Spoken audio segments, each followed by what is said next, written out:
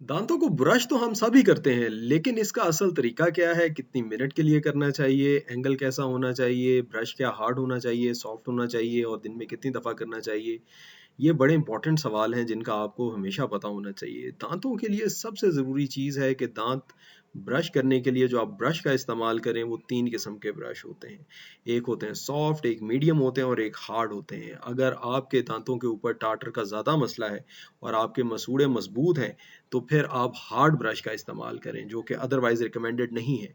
और अगर आपके इंटरमीडिएट आपके साथ मसाइल हैं, यानी दांत भी आपके जो है वो गंदे होते हैं फ्रीक्वेंटली, और यानी आपका खाना-पीना इस तरह है कि उसके ऊपर आपके दाँतों के ऊपर टाटर जमता है, और दूसरे नंबर पे आपके मसूड़े जो हैं वो भी जो है वो ज़्यादा हार्ड नहीं है या ज़्यादा सेहतमंद नहीं है, तो फिर आप जो है वो मीडियम सॉफ्टनेस का जो ब्रश है वो इस्तेमाल करें। अदरवाइज़ सॉफ्ट ब्रश ही रिकमेंडेड है सब केसेज़ में। सब लोगों को रिकमेंडेड सॉफ्ट ब्रश ही है। लेकिन जो स्मोकर होते हैं, वो जो लोग ऐसा ऐसा खाना ज़्यादा खाते हैं जिसकी वजह से टाटर ज़्यादा जमे, तो उनको फिर रिकमेंड करते हैं हम कि आप हार्ड ब्रश इस्तेमाल करें कुछ अरसे के लिए। जब आप ब्रश को होल्ड करेंगे तो इसका एंगल 45 डिग्री होगा। ब्रश के दांतों का, ब्रश के टेंटिकल्स का जो साइज, जो एंगल है वो 45 होगा। इसका मकसद ये होता है कि आपके मसूड़ों को ये नुकसान ना पहुंचा सके, और हमेशा आप इस तरह से चलाएंगे कि जब मसूड़ों की तरफ आप लेके जा रहे हैं ब्रश, तो आप ब्रश उठा देंगे और मसूड़ों के ऊपर रख के 45 के एंगल से मसूड़ों से अवे लेके जाएंगे, ताकि मसूड़ों के साथ लगे हुए जो टाटर है, जो गंदगी है, जो कैल्शियम जमा हुआ है, या जो वहाँ पे खाना जम गया हुआ है, चिकनाई जम गई हुई है, वो उससे अलहदा हो जाए। लेकिन डायरेक्टली मसूड़ों की तरफ करके या 90 के ज़ाविये पे ब्रश नहीं करेंगे। 90 के ज़ाविये पे करेंगे या 45 के एंगल पे रख के मसूड़ों की तरफ लेके जाएँगे, तो वो ज़्यादा नुकसान करेगा और फिर मसूड़ों से ब्लीडिंग होगी और ज़्यादा नुकसान आपको होगा। दिन में 2 दफ़ा करना चाहिए, और 2 मिनट के लिए करना चाहिए दाँत ब्रश, और 2 मिनट से ज़्यादा दाँत ब्रश करना आमतौर पे फ़ायदा नहीं करता। 2 मिनट से कम दाँत ब्रश करना भी बिल्कुल फ़ायदा नहीं करता। 2 मिनट तक कम से कम आपके दाँतों पे टूथपेस्ट जो है वो लगा रहना चाहिए। टूथपेस्ट ऐसा होना चाहिए जो कि बेज़ायका हो, जिसमें नमक वगैरह शामिल ना हो। ये जो इस तरह की अजीबो-गरीब या सोडा या नमक इस तरह की चीज़ें शामिल ना हो। सिंपल सोपी कंसिस्टेंसी हो, सिंपल उसका जो है वो ज़ायका हो, मीठा मेंथोल ज़ायका हो हल्का-फुल्का, और वो इतना तेज़ ना हो कि आपके मसूड़ों को सुन्न कर दे या आपकी ज़ुबान को सुन्न कर दे, या वो इतना तेज़ नहीं होना चाहिए कि उसके बाद आपके मुँह के अंदर वाली जिल्द से जिल्द हटती जाए या आपके होंठ फटना शुरू हो जाए। तो इन सारी चीज़ों का ख़्याल करना बड़ा ज़रूरी है।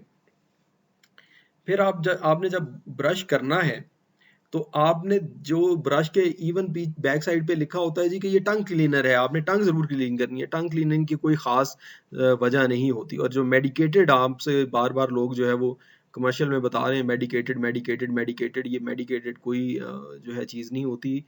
कोशिश करें कि आप सिंपल टूथपेस्ट लें, मेडिकेटेड टूथपेस्ट ना लें। ब्रश जो है वो मैकेनिकल भी हो सकता है, यानी खुद हाथ से करने वाला भी हो सकता है, और बैटरी चार्ज भी हो सकता है। दोनों ब्रश जो हैं वो अच्छे हैं। जो छोटे बच्चे जो नहीं कर सकते अपने हाथ से, उनके लिए बैटरी चार्ज ब्रश जो है इस्तेमाल किया जा सकता है, फ़ायदा करता है। यहाँ पे ये इसको दोबारा बताया गया है जी कि 45 के एंगल पे रख के आपने मसूड़ों और दांतों की जंक्शन के ऊपर रख के किस तरह से इसको ब्रश को नीचे की तरफ, पहली तस्वीर में, दूसरी तस्वीर में, इसमें इस तरह से ये स्टेप सारे फॉलो करें जो आपने 2 मिनट में ये सारी जगहों पे आपने ब्रश करना है। दाढ़ों के ऊपर खुसूसी तवज्जो दें, क्योंकि दाढ़ों के साथ जो है वो गोश्त वगैरह या चिकनाई ज़्यादा फँसती है और वहाँ पे फिर कीड़ा लग जाता है, मसूड़े भी ख़राब होते हैं, और कीड़ा लगने की वजह से दाँत भी ख़राब होते हैं, और फिर बुढ़ापे में बहुत ज़्यादा नुकसान होता है। फ्लॉस एक ऐसी चीज़ है जो कि हमारे पास रवाज नहीं है फ्लॉस फ्लॉस करने का, कि फ्लॉस क्या चीज़ होती है। ये फ्लॉस एक पॉलिएस्टर का धागा होता है जो कि वैसे तो मार्केट में बहुत महंगा है, लेकिन आप कोई भी पॉलिएस्टर का धागा इस्तेमाल कर सकते हैं। साफ धागा आपने लेना है, 18 इंचेस के बराबर तकरीबन आपने धागा लेना है, और उसको एक उंगली पे थोड़ा सा बांधना है और दूसरी उंगली पे आपने उसको काफ़ी ज़्यादा रोल कर लेना है, और फिर उसको आपने दांतों के दरमियान इस तरह से घुमाते जाना है। इंडेक्स फिंगर अपनी, यानी शहादत वाली उंगली की मदद से दोनों शहादत वाली उंगलियों के दरमियान पकड़ के उसको दांतों के दरमियान ऐसे जो है वो फेरते जाना है, ताकि दांतों के दरमियान जमा हुआ गोश्त या जमा हुआ खाने के जो ज़रात हैं वो निकल जाएँ और इसको आहिस्ता-आहिस्ता जो जिस उँगली पे कम रोल किया था, उस उँगली पे आपने रोल करते जाना है और साफ उँगली से आपने इसको अनरोल करते जाना है। इस तरह से आपने इस सारे धागे को इस्तेमाल कर लेना है अपने दाँतों के दरमियान से टार्टर और कीड़ा निकालने के लिए। ये थी व्यूअर्स मेरी आज की वीडियो। मुझे उम्मीद है कि आपको इससे फ़ायदा होगा और आप वीडियो को आगे प्रोपेगेट करेंगे, आगे लोगों को बताएँगे और मुझे उम्मीद है कि आप मेरी वीडियो को लाइक करेंगे और चैनल को सब्सक्राइब करेंगे। Thank you very much. अस्सलाम वालेकुम।